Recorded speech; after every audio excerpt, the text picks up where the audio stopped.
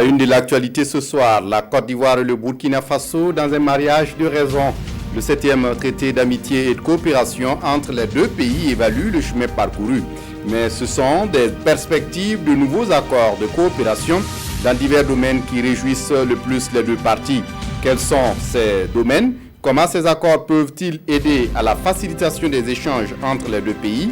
On en parle dans ce journal. Et puis dans ce journal, le Burkina Faso lance une campagne de vaccination contre la rougeole. Les enfants de moins de 5 ans sont concernés par cette vaste opération. La rougeole est la 4e cause majeure de mortalité chez les enfants de cette tranche d'âge en Afrique. Et pour la phase opérationnelle, des équipes de vaccination seront déployées dans tout le pays, comme vous le verrez dans cette édition. Dans cette édition, ce contrôle inopiné du ministère de l'Environnement dans la banlieue ouagalaise, dans le garage d'une compagnie de transport et l'abattoir de Yimdi à la périphérie de Ouagadougou. Et en ces lieux, le respect des textes paraît le dernier souci de leurs occupants. Huile de vidange qui se répand, des odeurs pestilentielles à vous couper le souffle. Bref, l'atmosphère semble intenable comme vous le verrez dans ce journal. Ce sont là les titres du 20h. Mesdames, Messieurs, bonsoir. Ravi de vous retrouver. Après l'ouverture générale de la rencontre ce vendredi, les deux chefs d'État et de gouvernement se sont retrouvés pour une rencontre au sommet. Le 7e traité d'amitié et de coopération entre la Côte d'Ivoire et le Burkina Faso va donc faire le point du chemin parcouru et renouveler certains engagements. Nyarkiteda. Fondation Félix Houphouët-Boigny de Yamoussoukro. Alassane Ouattara et Roch-Marc Christian Kaboré co-président la 7e conférence au sommet du traité d'amitié et de coopération entre les deux pays dans une salle acquise à leur cause et qui visiblement épouse l'esprit du TAC. Et au parloir, le chef de l'État ivoirien prend à contre-pied les mauvaises langues. Pour lui, les lignes bougent quant à la mise en œuvre des accords déjà signés. Beaucoup a été fait et nous continuerons.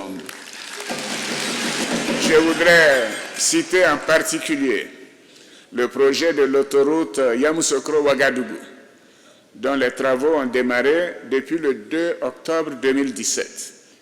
L'augmentation de la fourniture d'électricité au Burkina Faso, avec pour objectif d'atteindre les 90 MW, comme agréé, avant la fin de cette année. Donc, deuxième résultat. Les efforts consentis sur la question de la fluidité routière sur le corridor Abidjan-Ouagadougou, avec la réalisation du poste de contrôle juxtaposé de la Léraba, ainsi que de l'accroissement de l'efficacité des procédures du commerce et du transit. L'opéralisation du Fonds d'amitié et de coopération ivoiro-burkinabé pour l'insertion des jeunes, avec le décaissement de 100 millions de francs CFA par chacun de nos États. Cette conférence donne alors l'occasion de faire le point de la mise en œuvre de l'ensemble des engagements et ouvrir des perspectives nouvelles. Des perspectives qui intègrent l'actualité brûlante du moment. Face aux grands défis d'ordre économique, politique et sécuritaire auxquels nos deux pays, mais également les autres pays de la sous-région ouest-africaine et du continent sont confrontés, le TAC s'offre à nous comme un excellent outil pour y apporter des réponses appropriées. Certes, les résultats sont fort encourageants, mais il est indispensable de mettre en place des mécanismes opérationnels pour diligenter la mise en œuvre des projets structurants qui, sans nul doute, contribueront au renforcement des actions de développement de nos pays. Le peuple ivoiro-burkinabé doit servir de boussole pour la région ouest africaine. C'est en tout cas une conviction du président du Faso pour que le TAC constitue un creuset unique au renforcement de la cohésion sociale et politique, mais aussi et surtout de l'intégration économique dans la communauté des États de l'Afrique de l'Ouest.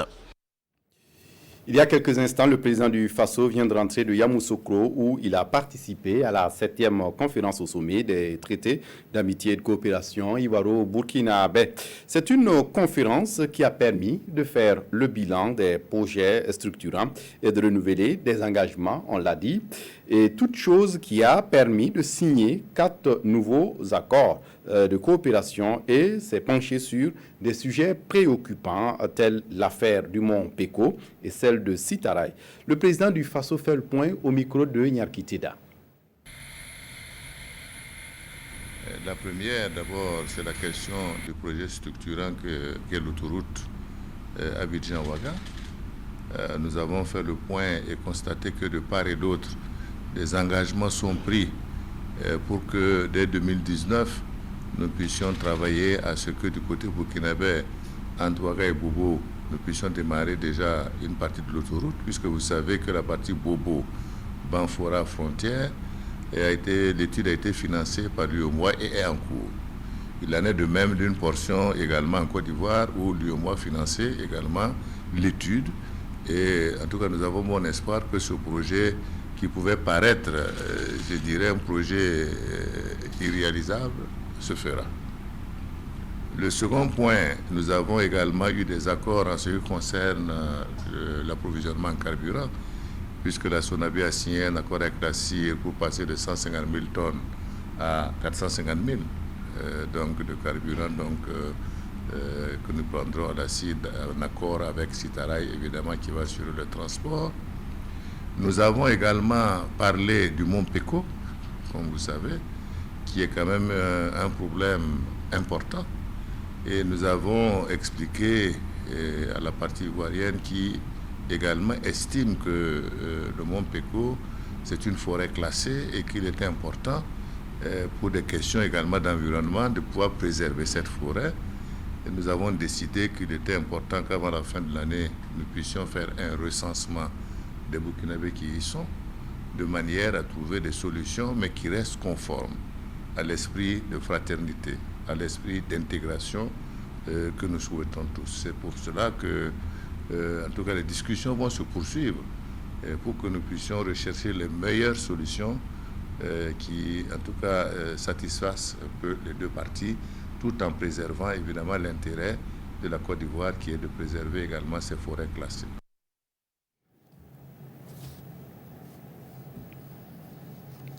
De leur côté, les hommes d'affaires des deux pays se sont retrouvés pour mutualiser les efforts dans le but d'une conquête des marchés de la sous-région. Dans un contexte de compétition farouche, ce sont des alliances économiques et stratégiques qui sont nouées. Vincent Tiendrebego. Plus d'une centaine de chefs d'entreprise burkinabés ont fait le déplacement de Yamoussoukro pour le Forum des hommes d'affaires ivoiro-burkinabés.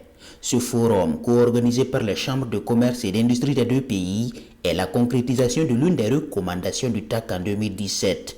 L'objectif, rapprocher les businessmen de ces pays. Nous sommes convaincus que ce forum économique permettra de renforcer les partenariats existants entre les entreprises burkinabées et ivoiriennes, permettra aussi et surtout de nouer de nouveaux contacts d'affaires afin d'explorer les possibilités d'alliances économiques, stratégiques à travers les joint ventures, la co-traitance et la sous-traitance pour l'exécution des projets dans nos deux pays et voire dans la sous-région. Ce forum qui relève du secteur privé bénéficie du soutien des gouvernements de Côte d'Ivoire et du Burkina, avec la présence effective des premiers ministres Amadou Gon Coulibaly et Paul Kabatieba à l'ouverture des échanges. Plus qu'un forum, cette rencontre sera également une occasion, entre autres, de mettre en évidence les réalités et les opportunités d'affaires dans les deux pays. Et également de mettre en relation les hommes d'affaires, les entreprises du pays dans la rencontre B2B. De favoriser la mise en place de projets structurants à vocation sous-régionale pour le développement des secteurs privés ivoiriens et burkinabés. Et je voudrais formuler le vœu, monsieur le Premier ministre, mes chers frères, que nos champions ivoiriens et burkinabés se donnent la main pour aller conquérir tous les marchés dans l'espace UEMOA et dans l'espace CEDEAO.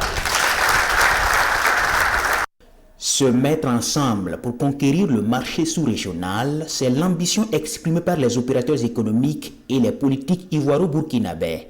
Séance tenante, les présidents des deux chambres de commerce ont signé une convention pour l'organisation du Grand Forum économique Africalia en Côte d'Ivoire en 2019. Et en Côte d'Ivoire même, les Burkinabés vivant dans ce pays s'organisent, à l'image de ces femmes regroupées au sein de la Fédération des femmes leaders. Elle mène diverses activités, du social à la sensibilisation, en passant par la formation. La fédération mène son combat, comme nous le précise ici Moussa Sanou. À Abidjan, ici la communauté burkinabé est organisée en plusieurs associations. La Fédération des femmes leaders d'associations burkinabé de Côte d'Ivoire, la FLAPSI, est une d'elles. Créée en 2016 et regroupant plus de 30 associations, la fédération est dirigée par cette femme. On a mis cette fédération en place surtout pour être ensemble d'abord, s'unir et regarder dans la même direction. Parce que comme l'adage le dit, l'union fait la force. Il n'y a jamais eu de fédération en Côte d'Ivoire, c'est la première fois qu'une fédération ait vu le jour. Du social à la sensibilisation en passant par la formation, la FLAPSI mène plusieurs combats. Une de ses activités, l'appui aux femmes dans l'obtention d'actes de naissance pour leurs enfants. Grâce à ce qu'on a pu réaliser jusqu'à maintenant, au moins il y a presque une centaine d'enfants qui peuvent, on peut les dire aujourd'hui qu'ils sont reconnus comme des citoyens normaux dans la vie. Et ces enfants-là, ils vont à l'école. Vraiment aujourd'hui, nous rendons grâce à Dieu pour nous avoir permis d'être à la FLAPSI, au cœur de laquelle association se trouve une dame au cœur d'or. Vraiment, si on avait eu la chance d'avoir une femme comme ça, depuis longtemps, on serait devant comme les autres. Pour arriver là, la FLAPSI est toujours à la recherche de partenariats. Déjà, elle bénéficie comme d'autres structures du soutien de cette femme d'affaires d'origine burkinabé. Moi, je suis beaucoup plus à l'aise pour parler sur les problèmes d'autonomisation de femmes, de développement de projets et de développement d'entreprises. Donc, c'est véritablement là que j'arrive à être efficace lorsqu'ils m'approchent. Mais bon, quand c'est d'autres sujets, bon, je ne suis pas la personne idéale. Le souhait aujourd'hui de ces femmes de la FLAPSI, avoir des financements pour mener à bien leurs projets. À nos autorités au Burkina Faso, une doléance, c'est de nous aider à avoir un fonds. On ne demande pas un prêt, parce que d'un pays à un autre, le prêt c'est difficile. Mais on demande quand même un soutien financier pour que les femmes de la fédération puissent se prendre en charge et travailler, développer leurs projets et aider leurs maris. On demande quand même à nos autorités, même ici en Côte d'Ivoire, d'essayer aussi de regarder quand même du côté de la fédération. En attendant et avec son slogan « L'impossible devient possible », la FLAPSI envisage même des projets au Burkina. Dans l'immédiat, il s'agit notamment d'une opération de don de sang et des accords de partenariat avec des structures. Dans l'actualité ce soir, les sages-femmes d'Afrique francophone sont à Ouagadougou pour le 2e congrès de la Fédération des associations des sages-femmes d'Afrique francophone. Jusqu'au 28 juillet prochain, elles vont insister sur le rôle de la sage-femme dans la mobilisation sociale en faveur de la santé et de la reproduction. C'est aussi une rencontre de plaidoyer pour la prise en compte des actions de lutte contre certaines pratiques nuisibles à l'épanouissement de la femme. Nathalie Sawadgo. Les sages-femmes d'Afrique francophone réunies à Ouagadougou. Pendant 72 heures, elles vont mener ensemble la réflexion sur le rôle de la sage-femme dans la mobilisation sociale en faveur de la santé et de la reproduction.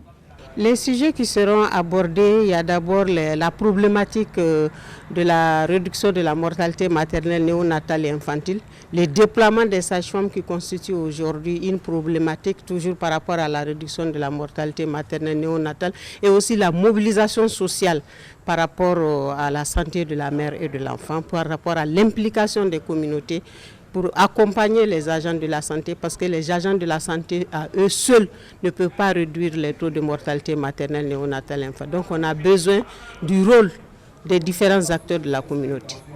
Le gouvernement burkinabé constate déjà des efforts pour rendre accessibles les soins de santé de qualité aux populations, dira l'épouse du chef de l'État. Il en est de même en matière de planification familiale. Sika Kaboré dit placer la femme au cœur de son combat.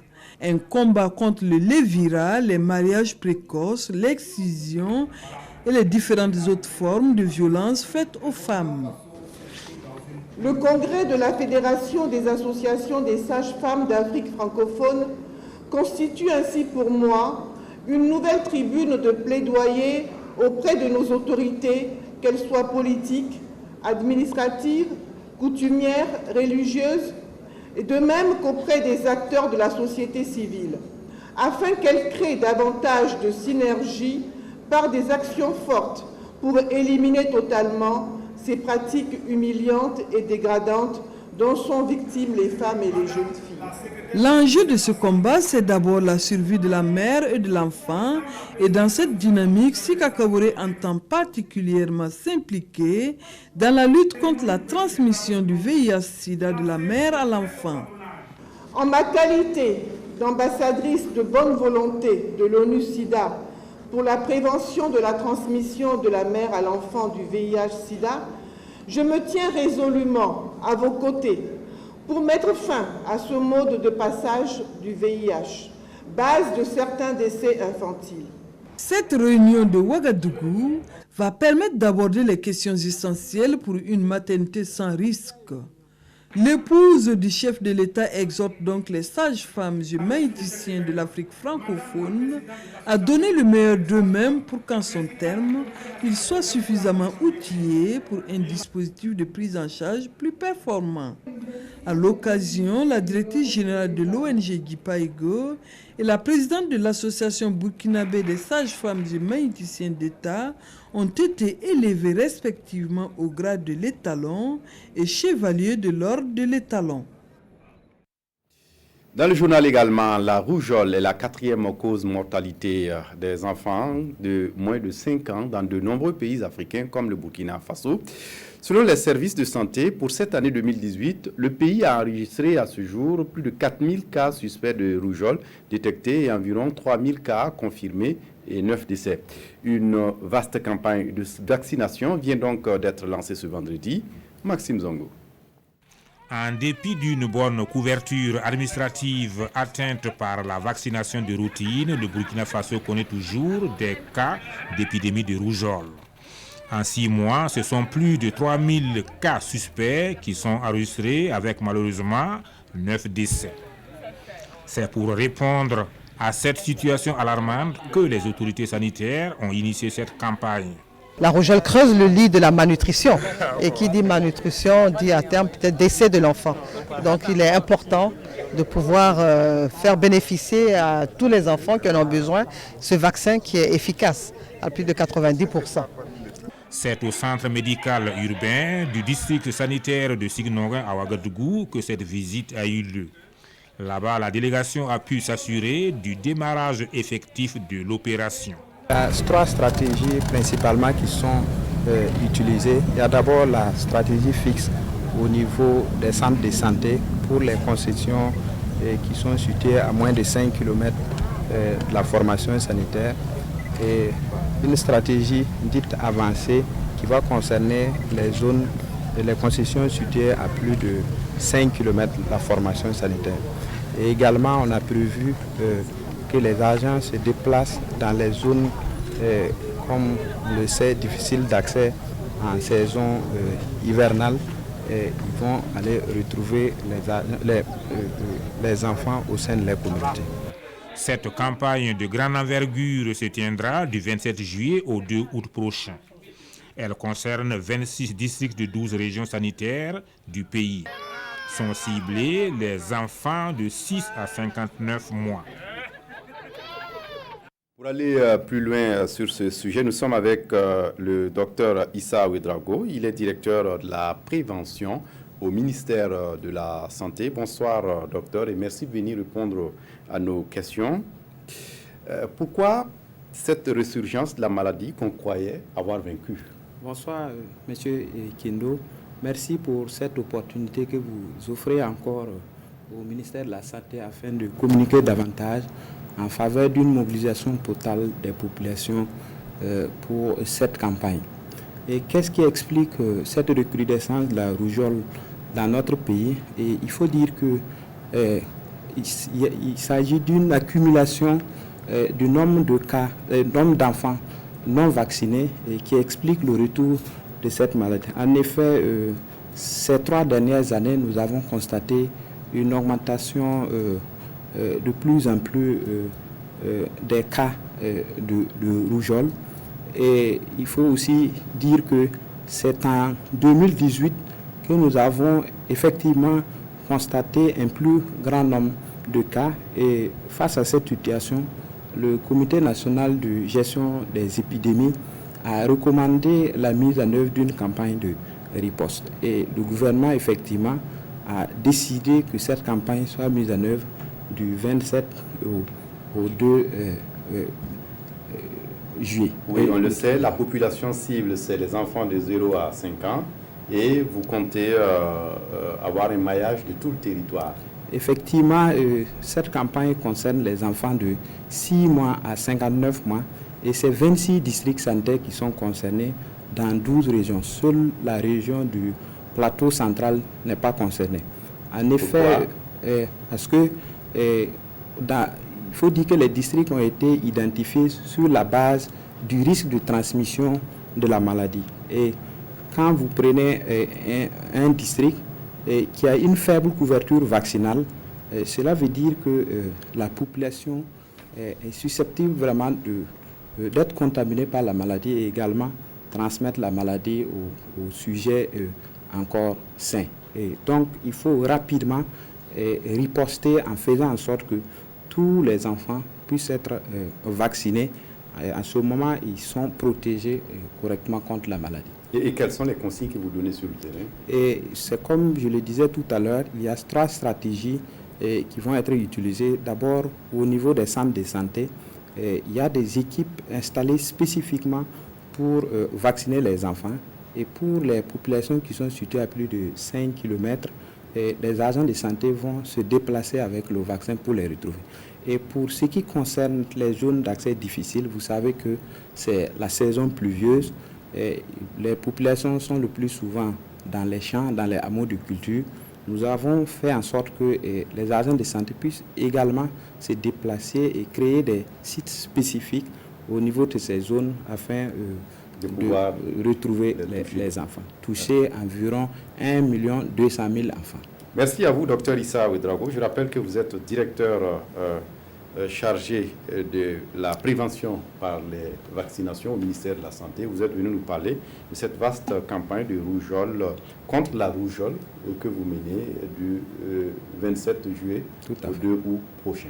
Okay. Merci d'être venu. La suite de ce journal nous conduit à l'Assemblée nationale où les députés examinent un projet de loi du gouvernement sur la gestion du développement. C'est une loi qui doit permettre la coordination des stratégies de développement au niveau local et national. Mais comment comprendre tout cela en français? Facile explication avec Pascal Canet.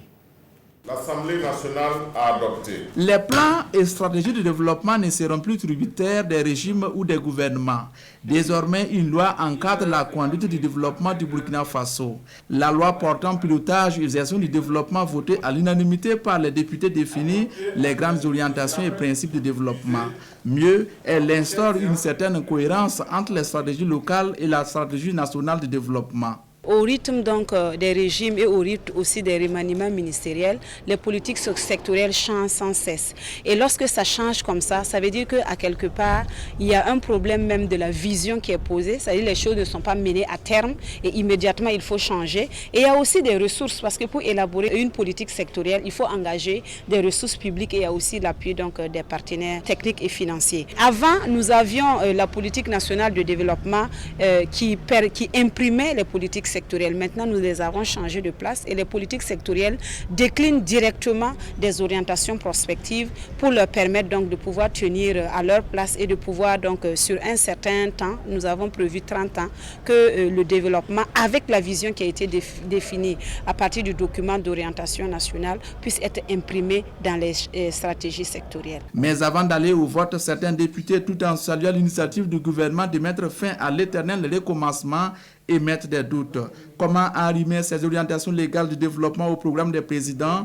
Des inquiétudes que le secrétaire d'État chargé de l'aménagement du territoire a tenté de lever en définissant clairement les rôles. En votant cette loi, les députés mettent ainsi en œuvre l'une des grandes réformes souhaitées par le PNDS, le Plan national de développement économique et social. Au procès du putsch manqué en cours à Ouagadougou, 2 accusés se sont succédés à la barre. Le sergent Yahya Guiré, mécanicien à l'ex-RSP au moment des faits, et l'adjudant-chef Bonchate Dibloni. Ils se sont expliqués devant les juges. Zoubavier David Abiri. 2 auditions aux allures de confrontation ce matin au tribunal militaire. À ce 2e jour de son interrogatoire, le sergent Yahya Guiré relate avoir effectué sur instruction de son supérieur hiérarchique une mission de dépannage de l'engin d'une équipe de patrouille en ville. Pour l'exécution de la mission, il enfourche une moto et se fait assister par le caporal Abdou Kompaouri. Ils ont pour armes des fusils AK-47, des armes de guerre, fait noter le parquet militaire. Au cours de leur parcours, ils sont confrontés à des barricades et à des manifestants hostiles au RSP. Des hostilités manifestes suivies de jets de pierre à leur encontre. La tension monte. Agacé par ce qu'il qualifie de guet-apens, le caporal Abdou Kompaouri sort son arme et ouvre le feu, 2 rafales. Des tirs en l'air, précise le mécanicien militaire. Ces balles pouvaient-elles causer la mort du manifestant? Du côté du parquet militaire, l'on est convaincu que ces tirs sont à l'origine d'un décès. Selon Alioune Zanré, une vidéo tournée par un journaliste burkinabé montre clairement les 2 fantassins sur leur moto en train d'ouvrir le feu. Toujours sur cet enregistrement audiovisuel, un corps gisait dans une mare de sang, mortellement atteint par des balles. Le parquet militaire en conclut que le sergent Yahya Guiré et le caporal Abdou Kompaouri en sont les responsables. Une conclusion réfutée par le mécanicien militaire qui dit avoir visionné ce film lors des enquêtes préliminaires et reste convaincu que c'est un montage grossier. Le parquet promet de faire visionner cette vidéo par le tribunal et l'assistance en temps opportun. À la suite du sergent Yahya Guiré, le tribunal procède à l'audition de l'adjudant-chef Dibloni Bonchati. À l'encontre de ce sous-officier de l'ex-RSP, il a retenu les charges de complicité d'attentat à la sûreté de l'État, de coups et blessures volontaires et de meurtre. Des infractions qu'il refute avant de dérouler son programme de la période du putsch avec des détails parfois gênants pour le tribunal, le tout sur un ton humoristique. Entre le 11 et le 18 septembre 2015, il dit avoir été sous-officier de semaine chargé de permanence au camp Nabakoum 2. Dans la matinée du 16 septembre, l'adjudant-chef Dibloni, alors commandant adjoint du groupement d'intervention du RSP, procède à un rassemblement de routine avant de gagner son non loti en ville. Jusque-là, rien ne présageait un coup, ajoute-t-il. Le putsch, il dit l'avoir appris d'un ami en ville dans la soirée du 17 septembre 2015. Il rentre au camp pour s'enquérir de la situation. Les autorités de la transition sont arrêtées et plusieurs soldats de son groupement embarqués dans l'aventure qu'il attribue sans complaisance au groupement des unités spéciales du RSP. Entre réprobation de l'acte et devoir de service, il dit avoir assuré la sécurité des présidents Macky Sall et Yahi Boni avant de quitter définitivement le camp le 18 septembre 2015. En somme, selon sa version, il n'aurait soutenu d'aucune manière le putsch. Et pourtant, le sergent Yahya Guiré avoue l'avoir vu à des endroits où se menaient des patrouilles. Des déclarations compromettantes pour l'adjudant-chef Bonchate Dibloni, dont l'audition se poursuit ce samedi au tribunal militaire de Ouagadougou. On en vient à cette sortie inopinée du ministère de l'Environnement dans la banlieue ouagalaise. 2 sites sous les feux des inspecteurs, le garage d'une compagnie de transport et l'abattoir de Yimdi. En ces 2 lieux, le respect des textes paraît le dernier souci de leurs occupants. Huile de vidange qui se répand, des odeurs pestilentielles à vous couper le souffle. Bref, l'atmosphère semble intenable selon le constat de Oumar Zombré. Abattoir de Yimdi, dans la commune rurale de Tanguet d'Assouri, à un jet de pierre de la capitale, Ouagadougou. Le spectacle dans ce lieu est des plus désolants. Des viscères en putréfaction, des déjections d'animaux, ça et là. Impossible de rester plus d'1 minute à l'intérieur du bâtiment servant d'abattoir. Pour les techniciens du ministère de l'Environnement, sortis pour un contrôle inopiné, le constat est sans appel. Vous voyez, c'est une mauvaise gestion des déchets. Alors, nous sommes arrivés même pour gagner un répondant, c'est impossible. Alors, nous constatons que l'abattoir est là, elle fonctionne, il y a les déchets pêle-mêle, il y a les mauvaises odeurs que cela dégage, qui constituent quand même des non-conformités environnementales. Voici le gérant de l'abattoir en question. Arrivé un peu plus tard sur les lieux, il exprime sa colère pour ne pas avoir été prévenu du contrôle.